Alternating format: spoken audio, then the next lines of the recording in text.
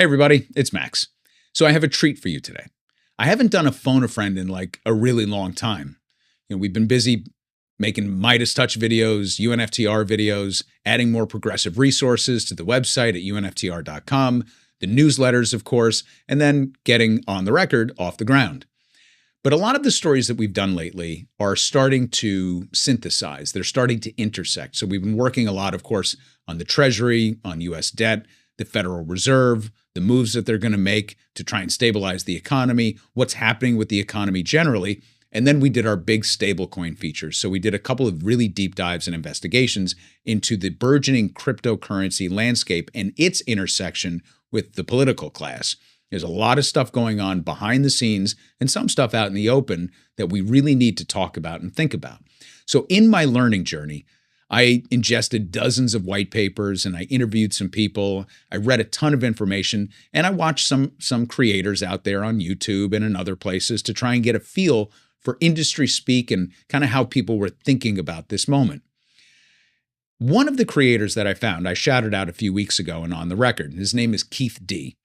And what I liked about his presentation was that he wasn't preaching and he wasn't selling. He was teaching. He's a natural-born teacher and a gifted instructor. And so when I shouted him out and On the Record, I pinged him and said, hey, just want you to know I covered you. I think you're doing a great job. And he got back to me right away. And it started a dialogue that's kind of turned into a friendship and one that I really appreciate. This is a super smart guy who's in it for the right reasons. And the reason I like him is because, yes, he's a great teacher, but he sees it from the technological and inevitable technological perspective. But he also understands the macro overlay and what this means for the world, the dangers that are inherent in it, the opportunities that exist, and just a really good general framework for it. So I was excited to bring him on the show. And I asked him the last time we spoke, I said, would you be willing to speak to our audience about this? And he said, absolutely. Because again, natural born teacher. So what you're about to be treated to is a discussion between me and Keith D. The only thing I ask, if you're into this stuff and you sit through the presentation, is that you give him a sub at the end of this, because genuine, authentic creators that are in it for the right reasons are hard to find. And when you suss one out like this, you want to support them. Now, it should be clear. I think when I first started talking to him, he had fewer subs than I did. And now he has more because this guy's taking off like a rocket ship. But it is so well deserved. So if you like this conversation and you enjoy the back and forth that we have, my only ask is that you give him a sub at the end of this. Now, my conversation with Keith D. UNFTR. Keith D, we're doing this. We're together. Let's do it, man. Super excited about it. So as I mentioned in the introduction, I happened across your channel when I was doing research on a stablecoin piece for UNFTR. And the first thing that caught my eye was I saw Piketty's Capital in the back. And I was like, what's happening here? Why is a crypto bro sitting there with a Thomas Piketty book? And then I was like, all right, let me give this a shot. And then I was like 3 videos into it in one of those oh my God, I got to go to bed. Like, this is ridiculous. I was in one of those late night rabbit holes. And I'm going to start with a compliment. And because it's something my audience has heard me say before, you're a great teacher. Like, you're a great teacher. You're a very patient, very accessible, and very kind teacher. I even got a chance to hang on one of your live streams lately. And the way that you interact with your audience, it's very generous. It's very authentic. And I think that's why your channel is exploding in the way it is because you're just real. You're great. But you're a really good teacher. So I just wanted to say thank you, first of all, because you helped open my eyes to a few things and I was able to incorporate it into my reporting. And that's what I love about this creator universe, is that everybody is just so willing to share and, to explore these things together, because some of them are really tricky. Well, thanks. That's probably the best compliment that I could receive, because that's the goal, is to teach.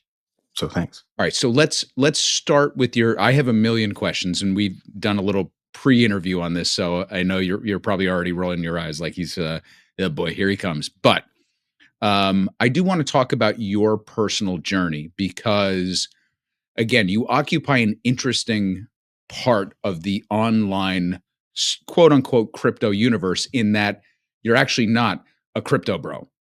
You are a genuine teacher. You're also an investor, and you have a keen sense of technology, but also a general idea of like where this all fits in the broader economic landscape. And that's what I found so interesting about your tutorials and your teachings. So just if you could bring us into your mindset and your journey, and I guess how you got started, and how you became this guy who's now teaching thousands and thousands of us. Oh, wow. I didn't think we would get to go into some of this. Okay, cool. Um, so truth is, it started for me in high school. I was obsessed with trying to find a way to, one, uh, make sure that my parents were getting a good ROI because they were doing a lot for me. And I recognized that. And I was like, oh, I'm going to have to do something to like pay them back in some sort of a way. And so recognizing that I was being afforded a lot of unique opportunities and was around a lot of unique people, I was very forward about uh, I was very intentional about that. So I would talk to my friends' parents and ask them questions about how they started businesses and things of that nature. Mind you, by the time I was getting into high school, I was playing around on the internet, learning about e-commerce and affiliate marketing, and I was running stores. Um, and so, anyways, in that started learning a little bit about the internet, how that works, pay-per-click marketing, meaning like Facebook and Google, you pay them and they give you attention and traffic. And so, by the time I was graduating from high school, a really good friend of mine actually interned at a venture capital firm. And one day he was talking to me about this thing called Ethereum. And this was 2017. And he said, hey, it sounds like the founder of this thing died today. And I was like, oh, okay. And we looked at the price and it had gone down a bunch. And by the way, this was false. So another lesson in the internet is a lot of false information spreads rapidly. And that can affect markets, especially when markets are very early like that. So anyways, um, he seemed to not really care that much. But I was like, wait a minute, we had heard about Bitcoin before and like we had used it before for, little things, whatever you do in high school. And I was like, wait a minute, if there's an Ethereum, then that means that there's like a whole class of things that is occurring here, right? There's not just a Bitcoin, there's also another one. Okay, what is this? Started going really deep down that rabbit hole 2017 till 2020. And 2020, I started working professionally in the space, was at the frontier of what was occurring in uh, decentralized finance, where essentially there were some people that were taking real world assets that were generating income. These were cars, the car loans that someone owned, and they were paying out the yield from them on chain. Now, the SEC didn't like that. Hmm. I ended up getting away from them right before the SEC expressed that they didn't like that. And very ironically, I actually ended up at the Security Token Group, where we were actually using the regulations to help companies take securities and bring them on chain.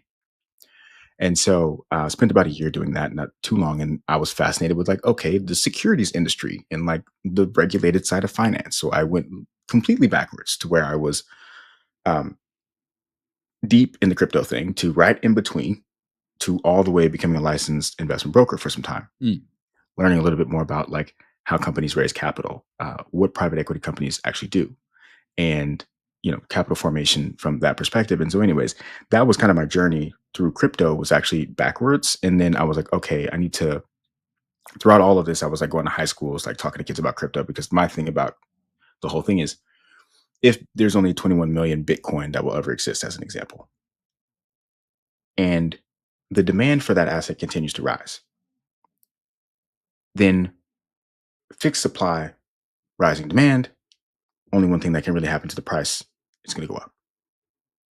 And no one's paying attention to this. So if this is the future and if this is a thing, then 99% of the population has no idea that it's occurring and won't have a fleeting chance to be able to participate. So I felt a responsibility to go and do my best to like go into high schools and just see the ideas of like, hey, there's this thing going on. And I can also teach about monetary history and what is money, and get kids thinking about that stuff as well, because you don't teach that in school. So anyways, that was kind of where the whole education thing started. And I realized I wasn't doing that enough. And then 3.5 months ago, I started a YouTube channel.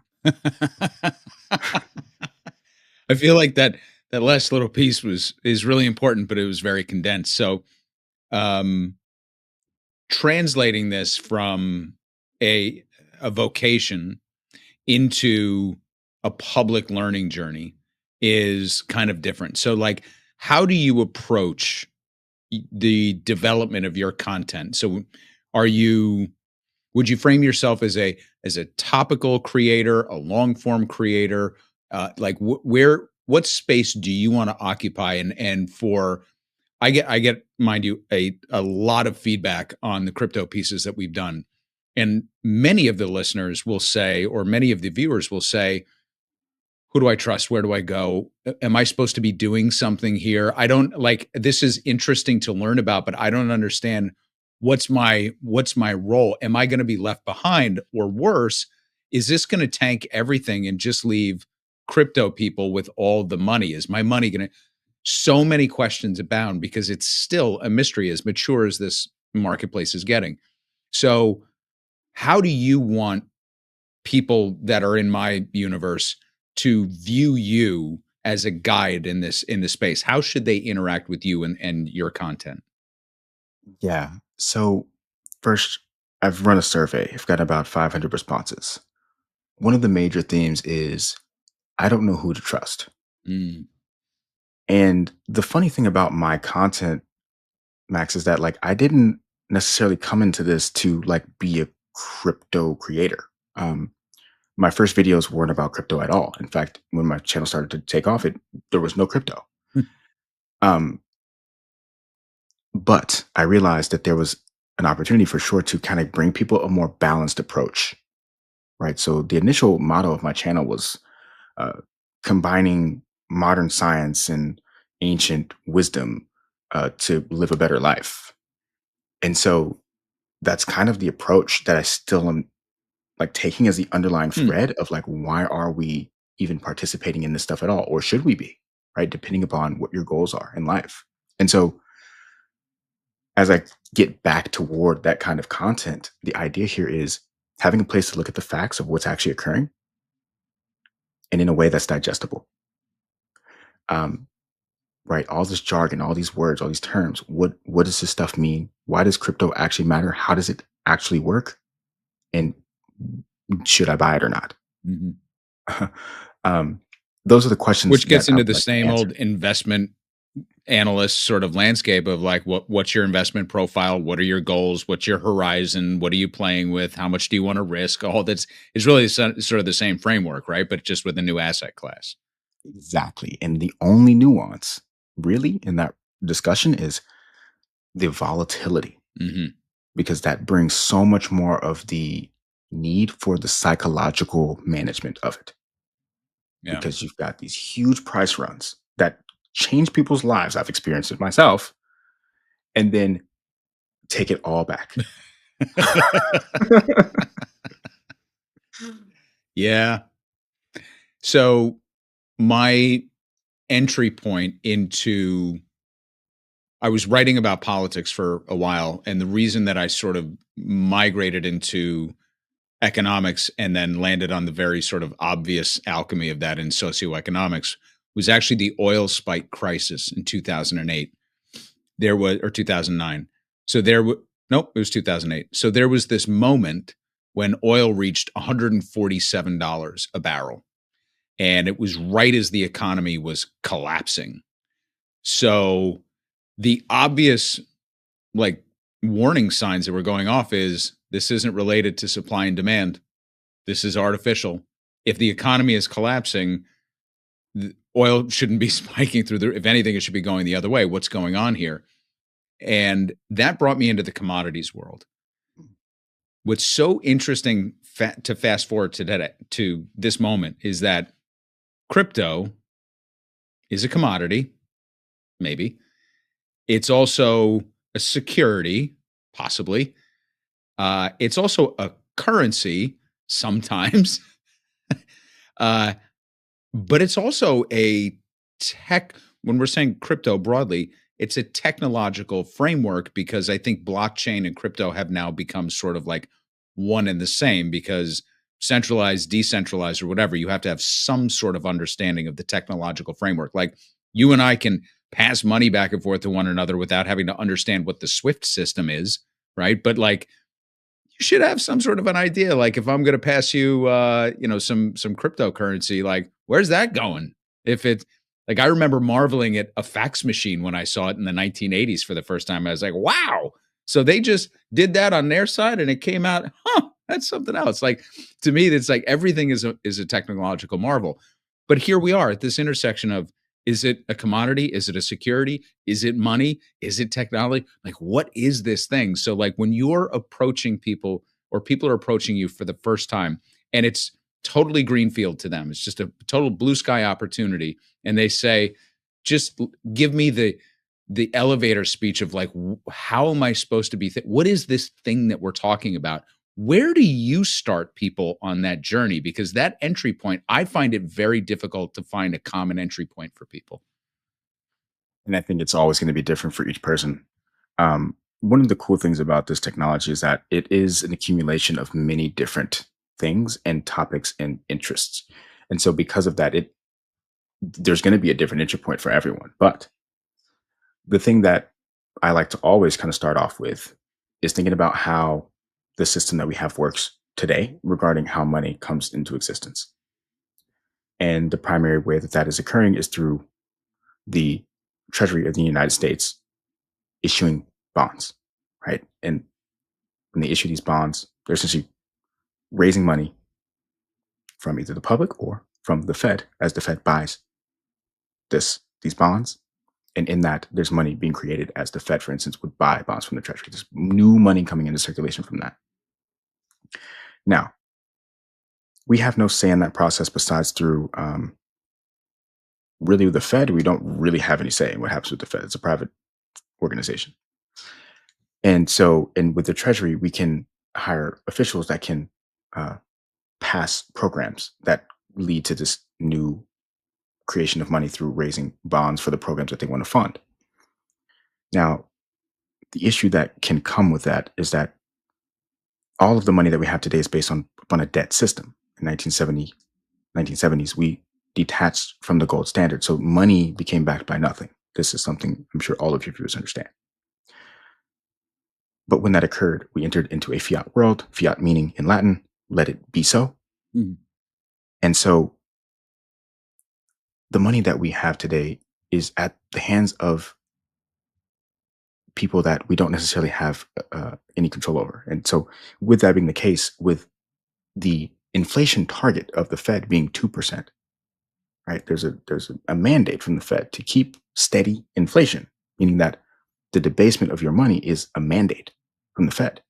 So your dollars buy less and less every year.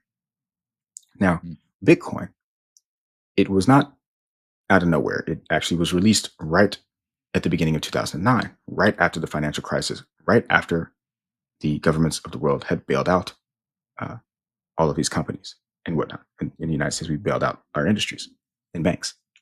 And so with that occurring, once again, we saw this flood of money into the system.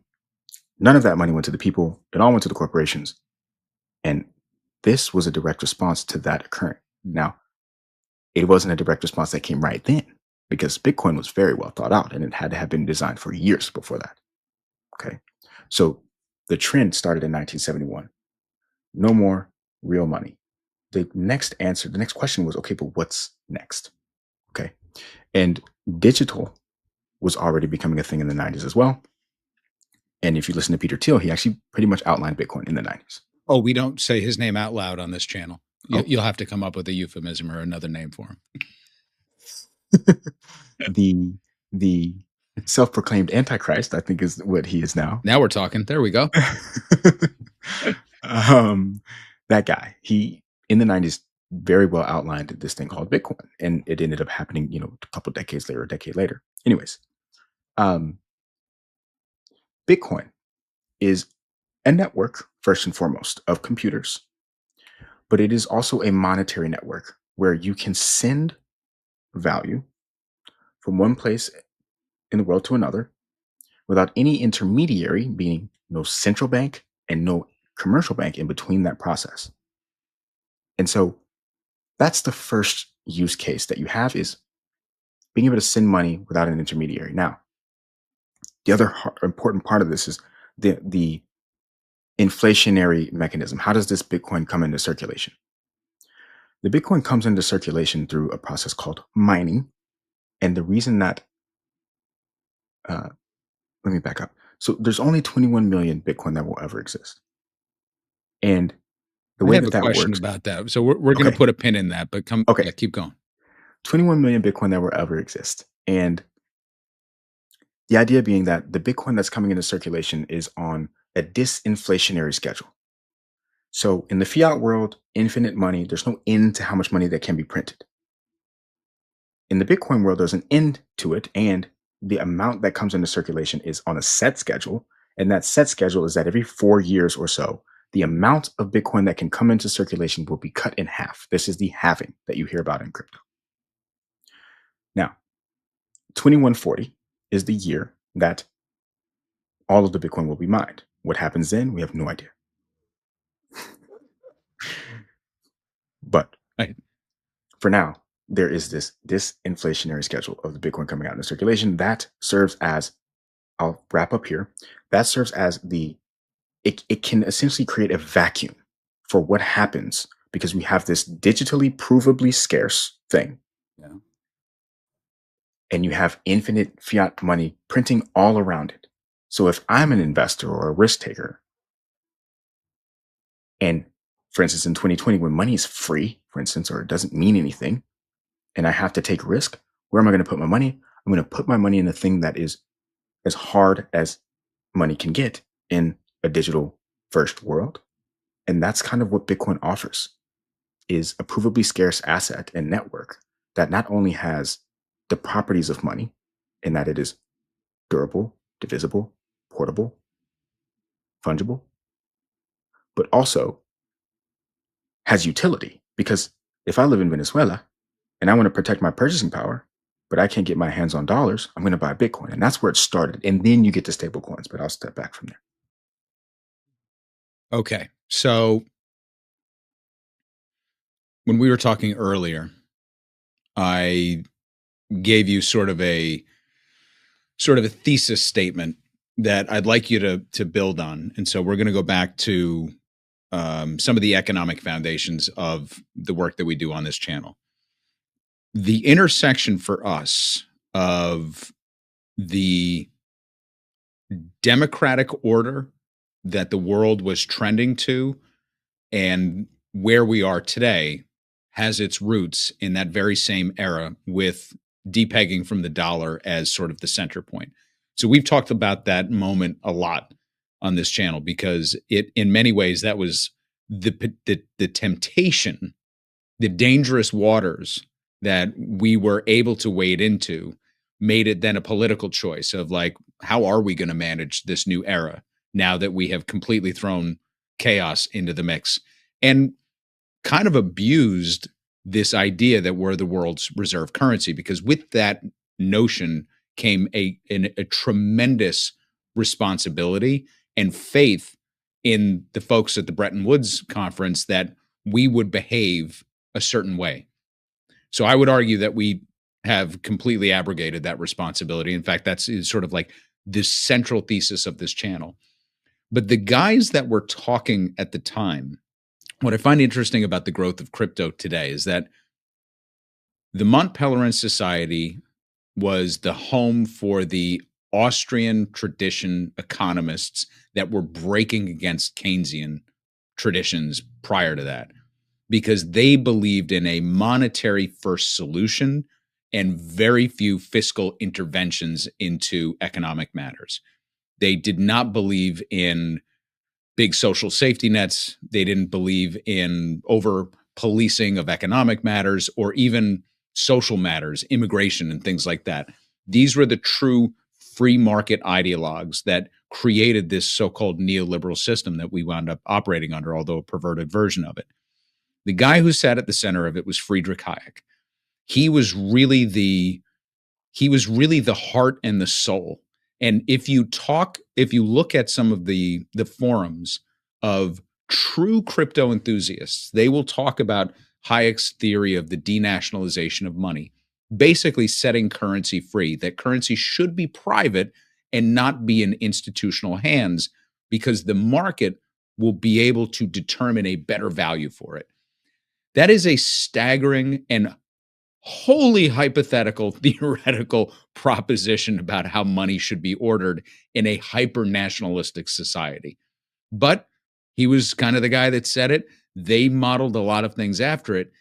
And what I find fascinating is here we are today at this moment where you have people on the outside of the crypto world, and I would consider myself one of them, looking in and seeing this weird inflection point in this industry that you know 1,000 times more about than I do, of enthusiasts that believe in the nature of a free crypto universe where the power of purchasing and supply and demand is in the hands of the people. It's on this ledger that cannot be manipulated by any government entity. This is free and it's for us. And the intersection of now the institutionalization and the frameworks being created by those same government entities around this thing that was designed to be free. But you had thoughts on how real maybe the origin story really was here. So if you can reflect on this particular moment of governments and financial institutions and multinational corporations now putting their hands around this thing and changing it, are they? Or was this sort of the way it was always destined to be? I appreciate the question and the setup. The reality of how Bitcoin, when it came out, the only people that knew about Bitcoin when it was released were these like hackers and like crypto punks and these people who were privacy first people on the internet in their little forums. And that was the original seedings of like who were the people to promote and invest in Bitcoin. It was privacy first, libertarianism, like free the money, free the system. This is where we want to be. They were the ones, they were the evangelists. They were the ones who spread the word about Bitcoin. Now, where Bitcoin came from is de facto a mystery. It kills me. It just does. And a lot of people in that world, they saw that as a feature. Someone like myself, I see it as the potential for a bug. Okay. Because if we don't know, then that is a risk. So anyways, the idea that cryptocurrency and Bitcoin was invented as a way to denationalize money is the story that is told. And that is the underlying theme of why someone should own Bitcoin, especially for the maximalists. You have Bitcoin maximalists, meaning they believe that Bitcoin is the only real cryptocurrency that matters. And it serves as that role, as this rebellion against the current monetary system. Now, so for someone like myself, who in 2017, I never looked at it that way, but that's also because Ethereum and all this other stuff already existed. So the way that I always saw Bitcoin was that it was a primitive version of blockchain and distributed ledger technology that potentially was meant to be the thing that gets people to adopt the technology underlying it. And so, and this is funny because that's all right. That's interesting. Okay. Okay. I'm wrapping my head around that. Go ahead. Fantastic. Funny enough, I don't know if I'm allowed to say this guy's name either, but your universe is so weird, man. It's all right. Tucker Carlson. Oh, okay. No, you're not. Unless you say fucker Tarlson. That's how we pronounce it here. Sorry. He came out this week and he said that he believes that cryptocurrency came from the CIA. And now he's not the first person to say this. Well, his dad came from the CIA, so maybe he has some agency there, right? There we go. Yeah. There we go. Let's give him something. And I released a video very much so along the lines of this a while ago. And the truth is that once again, we don't know where it came from. What we do know is that the internet was born out of DARPA, which was a military project in the United States during the Cold War, where we were essentially piecing together cryptography as a way to communicate amongst one another without having our adversaries know what was going on. Okay, so modern cryptography, in that sense, that was what was being born in that time. A lot of these standards, for instance, the SHA-256 algorithm, which is just an encryption standard, was born in that era, and it is the number one thing that Bitcoin is based upon is SHA-256, this hashing algorithm. And so you have modern cryptography, the internet itself being a network that was created to be able to withstand a nuclear attack. That was what was happening in the 90s with the internet. They were trying to create a network that could withstand a nuclear attack. And my argument is that would it really be all that crazy to think that Bitcoin becomes the evolution of that same system, of that same thought process Right. for money and not just information? Right. Because money at this point is just on ledgers. Mhm. Like the money, we don't have the same relationship with money today as we used to at all. It's a completely different thing. So you brought up something that has been sticking in my ass sideways like a chicken bone, as they say. And I don't know who says that anymore, but I still say it. And that is, I saw somebody interviewed who who left crypto as though they were leaving the church, right? And this dude was saying, like, he's like, look, I had this weird epiphany when I was thinking about the scarcity of Bitcoin, about the finite aspect of Bitcoin, and ergo its currency value proposition, right? And he said, and the last Bitcoin's going to be mined in, what is it, 2040, 2140, 2040? 2140. 2140. He goes, and then I said, according to who? He's like, and I was like, says who? How do, what if it's not? And then the whole sort of underlying theory just sort of implodes. He's like, and then I started thinking about, do we really want a system where no one is actually in charge and everyone's in charge? And he said, and I sort of, everything that brought me into it at the same time began to unravel from that single notion of says who. Okay. There's no question there that I have because it's such an ephemeral type thing to talk about, but like, can you just respond to that Yes. idea of why somebody would leave crypto like they're leaving the church? Well, leaving crypto would be like leaving the church for sure. You would have to have some revelation. um, and so on this idea of like who says who, well, technically says anyone who's the people who are participating in governing the network, which is anyone who's running a node or who is running the Bitcoin software.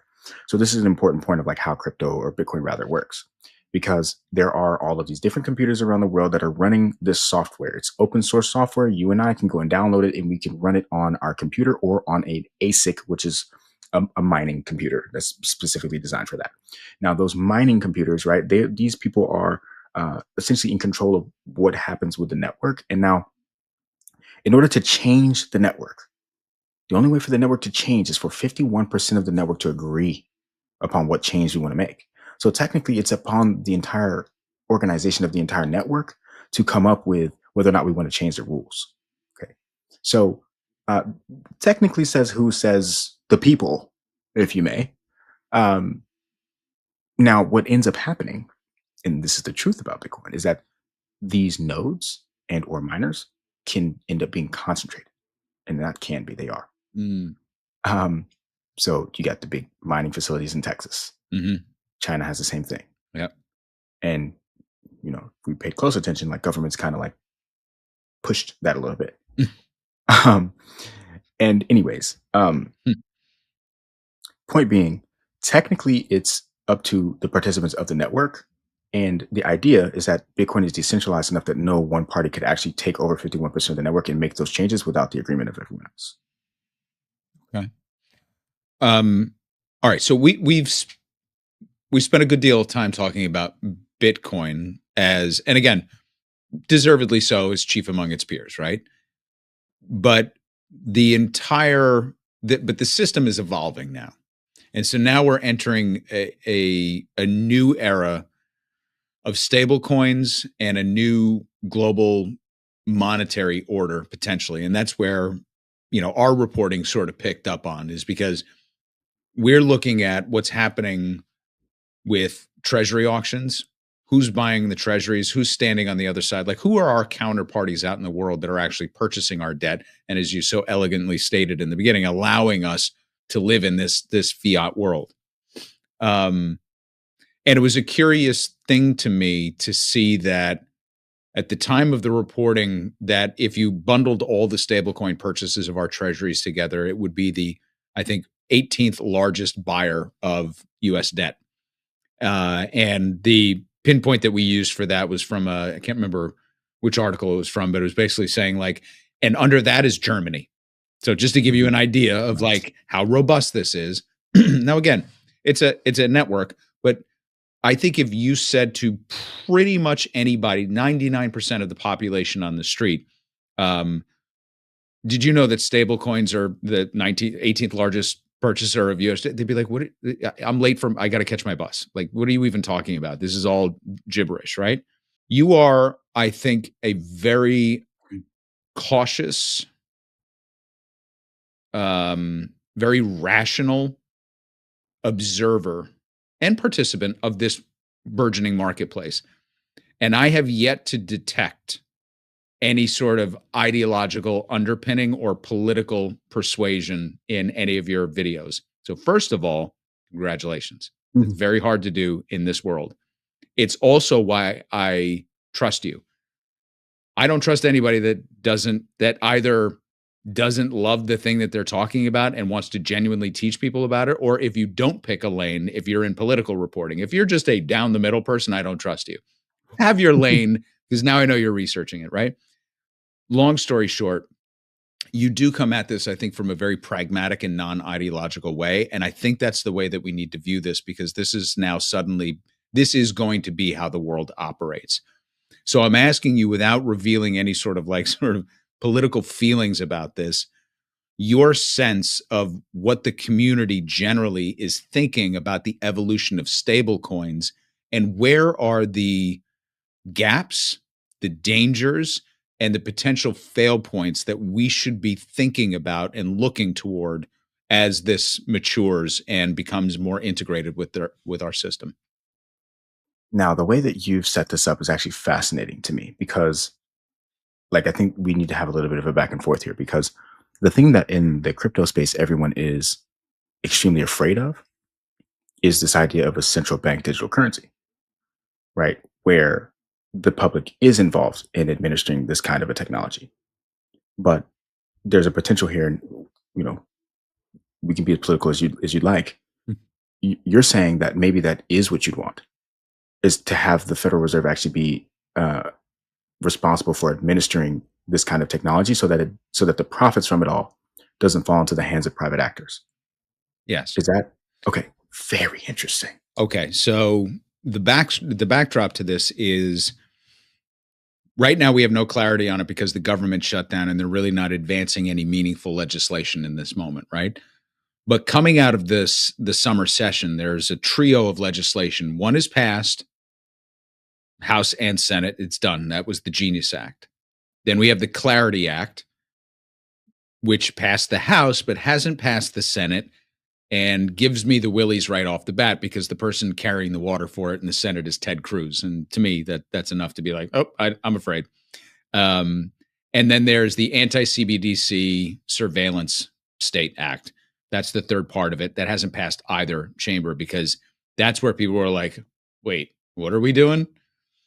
So Genius Act, I'm on board with. We need to put some clarity around what this thing is and how it interacts in the system, and that's fine. What the Clarity Act does in conjunction with the Genius Act is it basically takes it out of the regulatory purview of the SEC and puts it in the hands of the CFTC.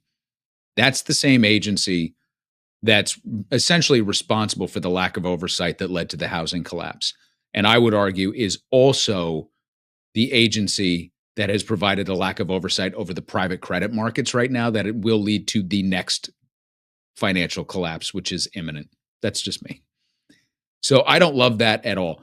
The Anti-CBDC Surveillance State Act says that this should be in private hands, not public hands. The problem with that is that our president now has a stable coin built on very robust technology with some very serious partners, one of whom was just pardoned today by the president. So we can talk about that. CZ is now officially pardoned and free to just run loose all over the globe except for China.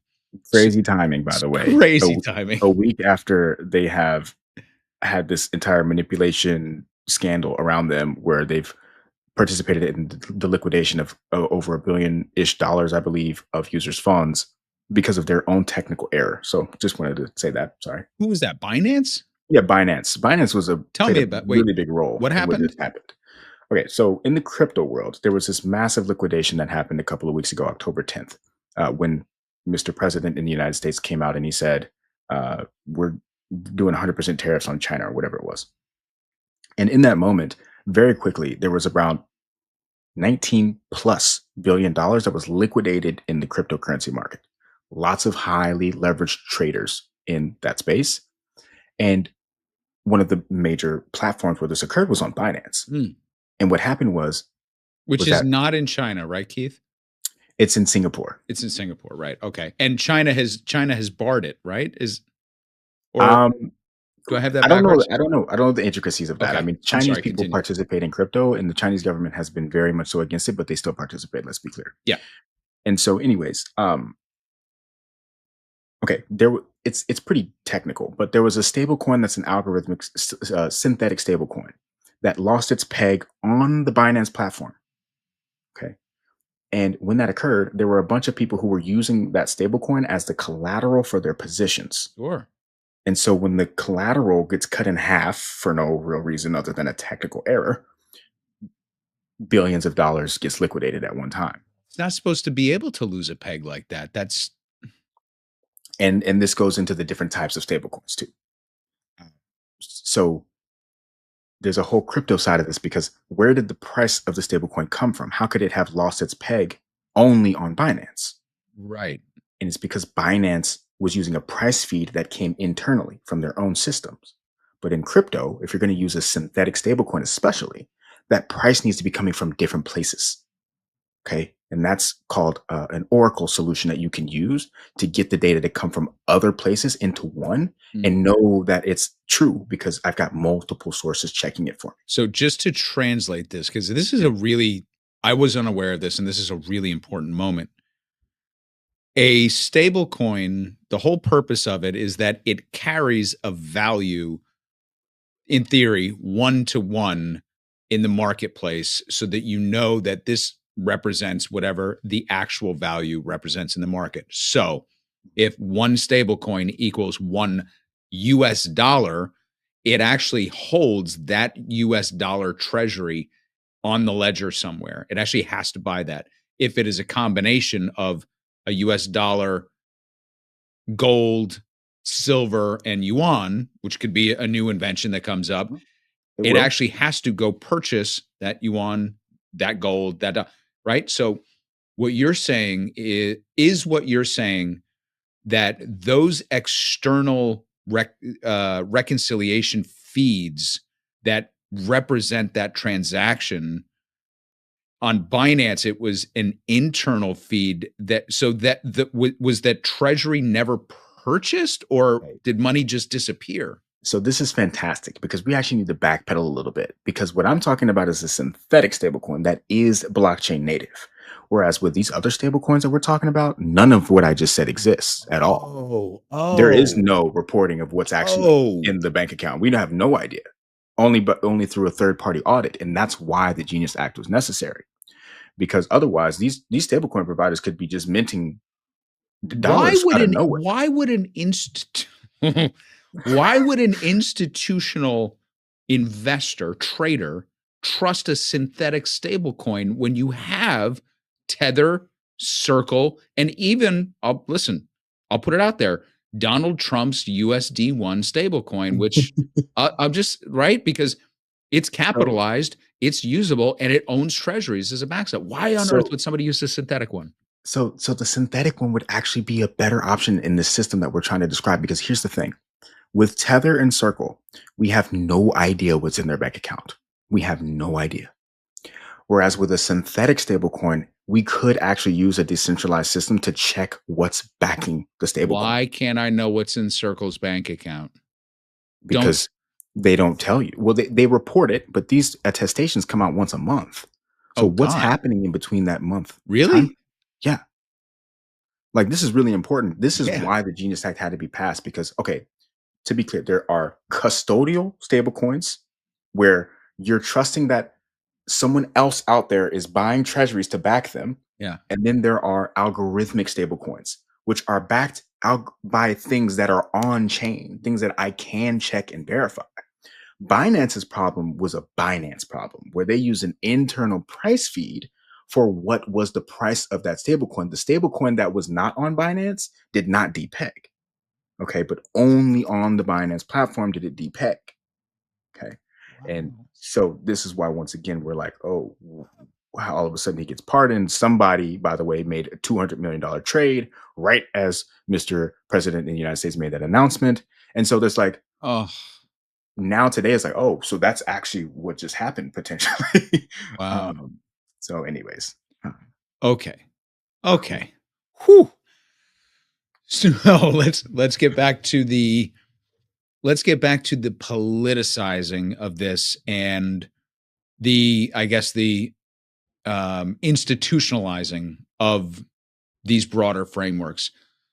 In where's the downside risk to all of this? So now let's talk to Keith D, the advisor, somebody who's coming to you from let's not say it's an individual. Let's just say Barclays comes to you, they retain your services, and they say, Keith, tell us what we don't know. Give us our worst case scenario for how this is all evolving, and how would you advise us to think about this so that we can be in as stable as a framework as technologically possible today.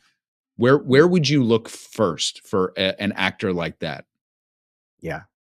So I will actually start this by wrapping up the point about the stablecoins Hmm. because the problem with Tether, Circle, and these custodial stablecoins is that once again, we have no visibility into what is in their bank account. Now, the technology that I was just describing around the synthetic stablecoin or these oracles that feed the price in to the system so that you know because there's multiple parties checking and verifying that that information is true. That's called an oracle. That oracle solution is the most important piece of all of distributed ledger technology. Now, to be clear, this is not the same as the company Oracle. Very good. No, it is not at Okay. all. It's just the name of a technological solution, a decentralized oracle is what Okay. you call them. Great, great. Thank you for that. Um, and so in the future, these custodial stablecoins will be forced to do something like this, where the attestations happen in real time through these oracles, these decentralized oracles, okay, where there is a live price feed of what is in that bank account. That's the world that we're moving toward. Because if we don't have that, what is possible is how we get to this point, which it would suck if this is how we have to get there, is that we have a catastrophic event like what I just described Yeah. happening with like a tether, okay, Right. which would be $100 billion worth of issues. You know what I mean? Maybe a lot more. Yeah. And it could spread and become a much Yeah. bigger thing, Yeah. without a doubt. Okay. It could tank the entire crypto market, which could then have other impacts as well. And so, ideally, right, we don't have to go through that to get these types of solutions involved. But the entire world needs to get to the point to where inside of our financial system, we need to be checking each other to know whether or not there's collateral there for what it is that we're doing Right. leverage transactions on. Right. And this is what decentralized oracles create the opportunity for. And so the biggest risk is also the biggest opportunity. And I'll go ahead and say the name because they're in the White House, and it's a company called Chainlink. And what they're doing is providing the infrastructure to make everything that I'm talking about not even just possible, but they've been doing this for over a decade, and they are way ahead out on what the future is going to look like when you can have verified information being used inside of every single financial transaction. When you say they're in the White House, what does that mean? Okay, in a couple of ways. So literally yesterday or 2 days ago, we had the Federal Reserve had a future of money discussion where Chainlink was present, as well as the report that the United States White House actually released a few months ago when they were talking about what they're going to do with their digital assets working group. Chainlink is in that report, and the need for oracles is in that report. So in that sense, that's really what I mean. The Chainlink organization also works directly with the Depository Trust Clearing Corporation. They have run several pilots for many years, and in fact, are pretty much like doing things with them now. And also working with Swift very actively on the international scale to create this world where you can have verified information, and you can, because of that, use the traditional rails for everything we're talking about on blockchains and create a whole new world of use cases. But that is a critical piece of, first off, creating the cracks in the systems that we have today, and then enabling this entire new future where we can trust the system again because the information is real and it's coming from counter parties that say, oh, okay, yeah, no, this is real, because everyone's agreeing. It's funny you mentioned Swift, because I've been thinking about Swift in this context since we started doing these pieces. Is like, they're the yellow pages that should have been Google. Like, if Swift should have been so far ahead of this, and I was actually in danger of being put out to pasture. But to your point, this week we put up a couple of pieces on what I consider to be a just a fucking bombshell report that came out from the Fed last week on the 15th, where they disclosed that SEC filings showed that hedge funds were understated in their treasury ownership from the tick data that comes out directly from the treasury, understated by $1.4 trillion. Yeah, that's a lot.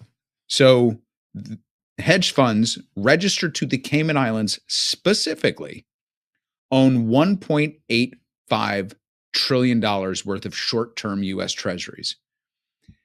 But the Treasury has been claiming all along it's $400 billion, right? That type of reconciliation mistake doesn't just happen every day.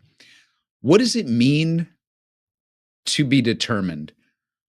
What it shows is the complete and utter disconnect between multiple agencies. Again, the CFTC technically has some oversight into this world.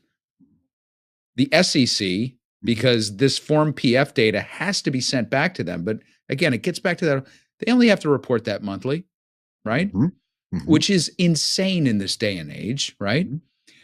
A disconnect between the Fed, who's supposed to have oversight in all this, and then the Treasury that is theoretically taking direct extracted data from the Treasury auctions to say who bought it.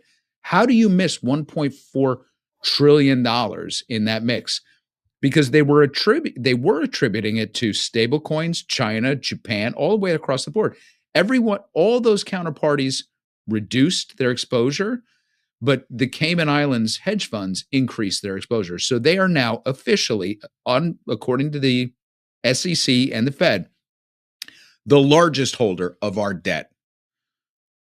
What does that even mean? So when people push back against this industry, against blockchain technology, against true lineage on these platforms and understanding the origins and making sure that we can actually stand up the depository requirements and have a full disclosure on the blockchain of who owns what and where. This is like, to me, the most stressful period ever, because it's like FTX just happened, right? What you just mentioned, I wasn't even aware of, literally just happened. Mhm. But as it is, these so-called mature and stable frameworks just underreported our treasury holdings by $1.4 trillion. They misattributed that much.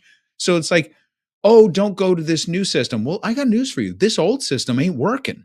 It's all fucking broken because there's so much money out in the world that we're all somehow losing track of it all, which is a crazy thing to be able to contemplate. So I agree that it's not just inevitable, it's necessary. But what gives me chills, Keith, is that the I do innately trust bureaucratic endeavors more so than I trust private, profit motivated endeavors.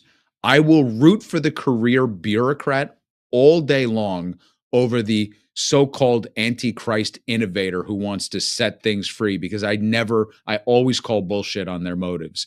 And there has to be some sort of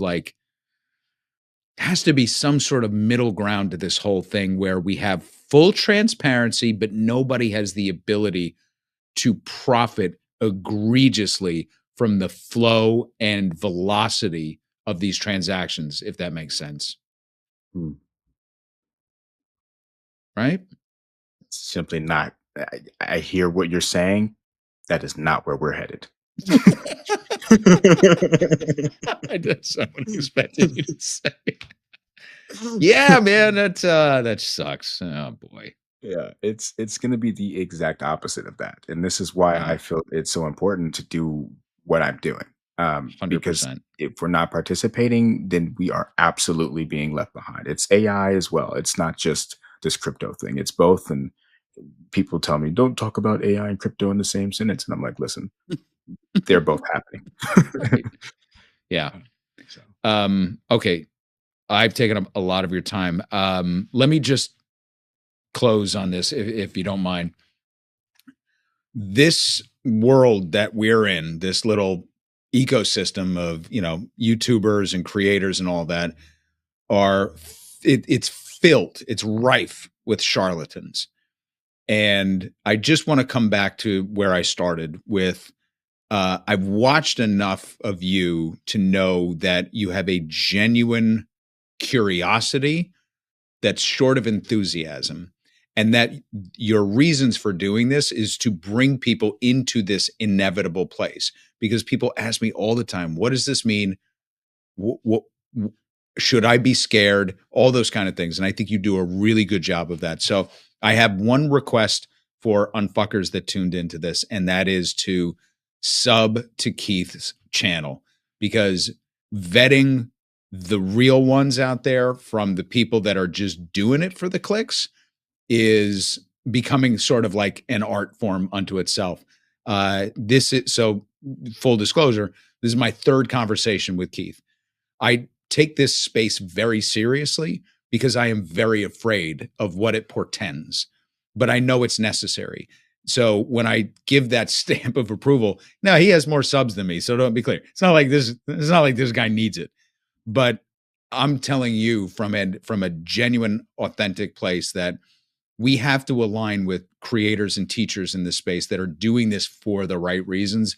And this is my third vetting and third conversation with Keith. And that's why I wanted to surface him for everybody here, because I do believe you're in this for really good, genuine curiosity reasons. And I appreciate the way that you go about this and the way that you teach. So that's my long-winded thank you for doing this the way that you're doing it. And, I can't wait to see where you go. And I hope it's not our last conversation. I hope that we can actually revisit this.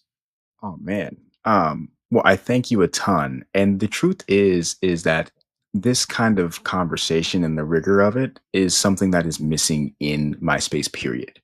So I am very happy to find ways to continue these kinds of conversations, because in my space, it's always blinders on.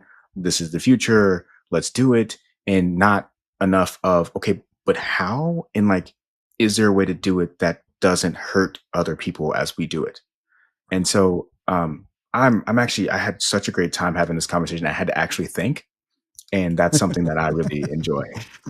Awesome. All right. Unfuckers, you know what to do. Go sub to Keith D's channel. We got a bunch of new stuff coming up. We're tackling Venezuela soon. We're going to tackle the housing market. And if you haven't had a chance yet, definitely dig into the long form piece that we just did on all of what we're calling the the explosive devices set around the economy for the controlled demolition of it. Spooky stuff, but again, knowledge is power. You got to know about it. Thank you to Keith D. Thank you everybody for tuning into this, and we'll catch you next time. Thank you, Max. This is the story of a political pundit who looked at the world around him and just said, fuck it. Gives the middle finger to authority and says, kiss my ass. But instead of a revolution, he started a podcast. Just what the world needs. Started a podcast. Another basic white guy who started a podcast. But it's fun because he curses.